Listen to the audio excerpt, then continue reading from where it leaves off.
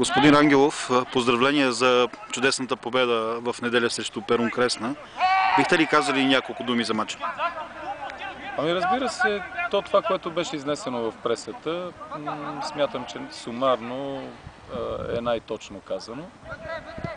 По отношение на самата подготовка за срещата, ако трябва да почна малко по-далече, психологически имахме нагласата и момчетата осъзнаваха, че това е един Рубикон, за да останем в тройката, и амбициите са ни оставащите 6 кръга до края да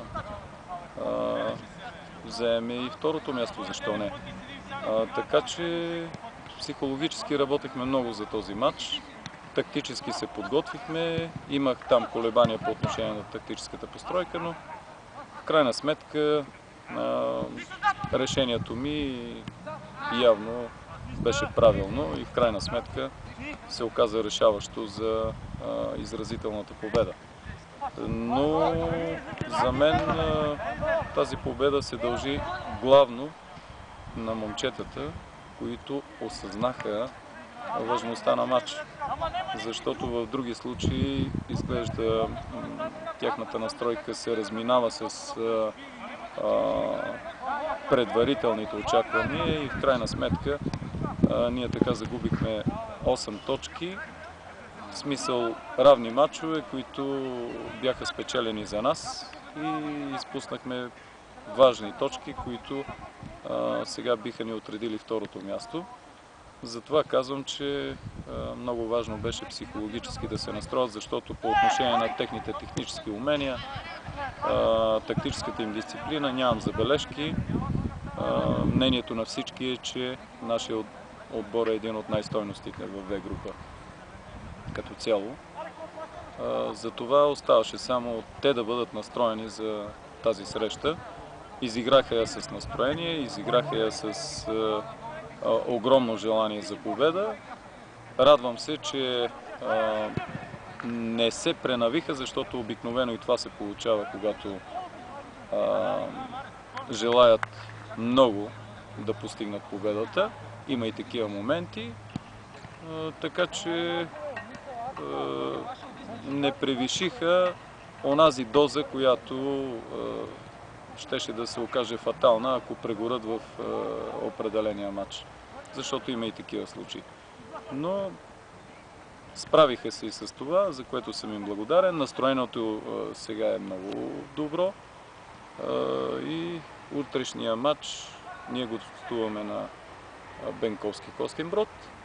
Смятам, че и за този матч ще подходят така, както подходиха срещу Перун, защото от тук натам, както казах, има 6 мача и за тези 6 мача ние се надяваме да постигнем максимум.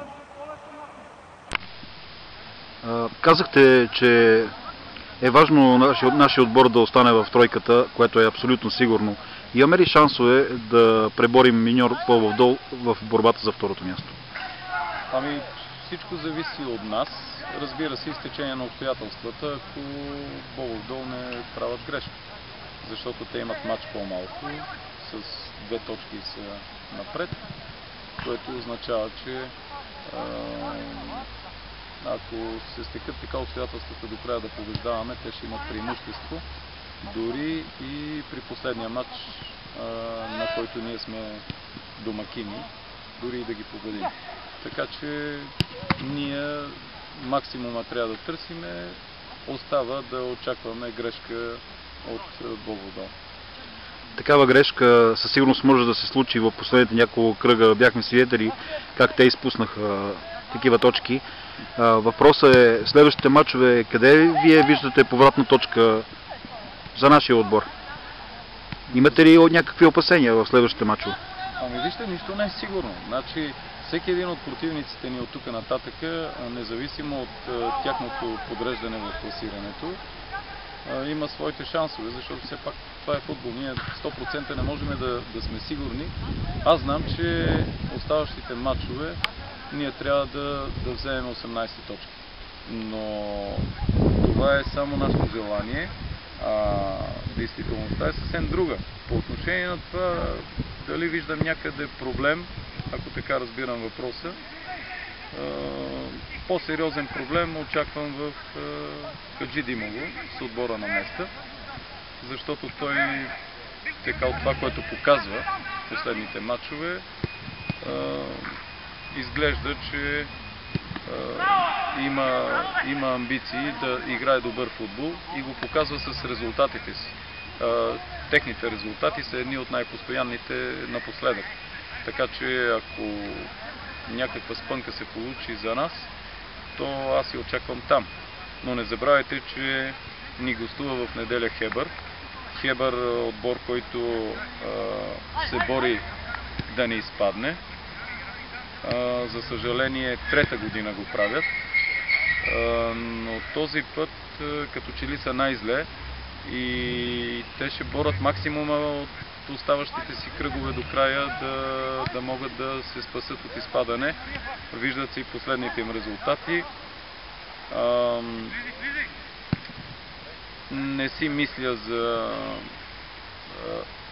нелоялни действия, въпреки че всичко се случва и в големия футбол, камо ли при нас в аматьорския, но те са взели, доколкото знам, 5 човека от изпадналия Ботев, от разформирования Ботев, така че това означава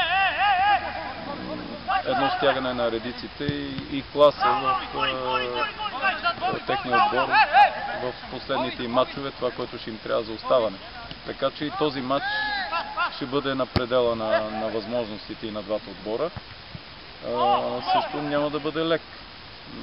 Не подценявам и останалите противници до края, така че трудно е със сигурност да се каже. Аз знам целта каква ни е и ще се стараеме, конкретно на вашия въпрос, да изместиме дори и Бобов дол от второто място, защото ако се получи една въртележка,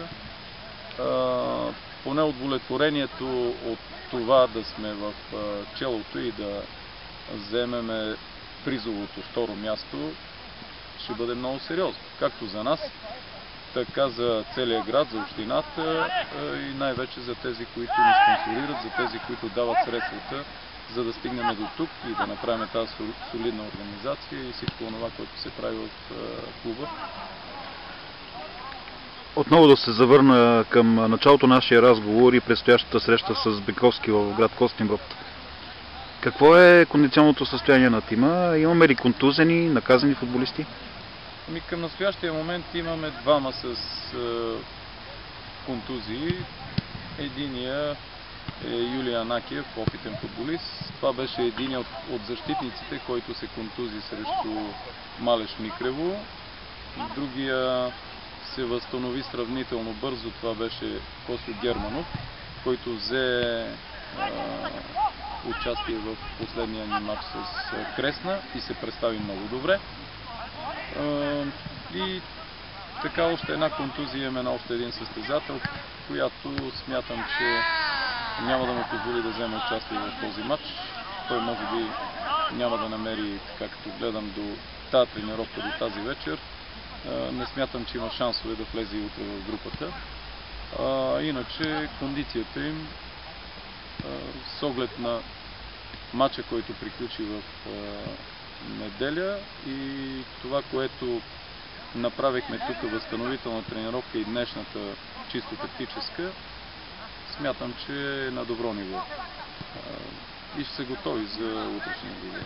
В Костинброд има няколко момчета, които са играли в нашия клуб и предполагам, че сега ще искат да се докажат. Съвсем нормално е, така че не ни чака нищо леко. Пожелавам ви успех и до нови срещи.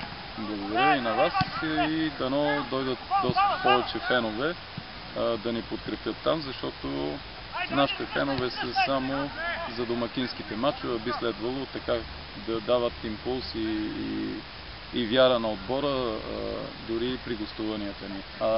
Тук имаме няколко гостувания, които са в този регион и по-нататък имаме гостуване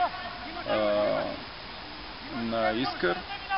Така че призовавам ги при възможност, дори това, че е междинен кръг и е сряда, да намерят възможност и да ни подкрепят в Костинброд.